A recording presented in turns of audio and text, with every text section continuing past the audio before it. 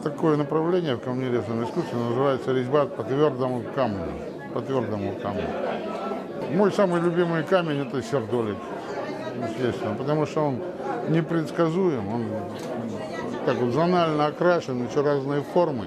И обычно мне камень сам подсказывает, что из него сделать, чем он хочет быть. Там рыбкой, лягушкой, или там, человеком, шаманом, каким-то охотником. На сегодняшний день это один из лучших камнерезов России. Более того, если сравнивать с камнерезами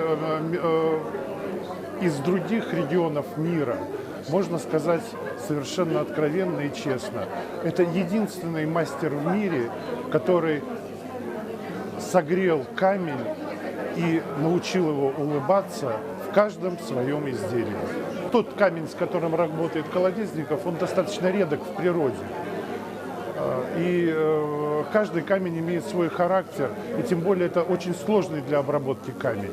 А камень, мало того, что этого камня мало, он еще не прощает ошибок. То есть невозможно стереть, разгладить, там, закрасить то, что сделал неправильно. Поэтому, соответственно, у художника, работающего с камнем, должна быть рука хирурга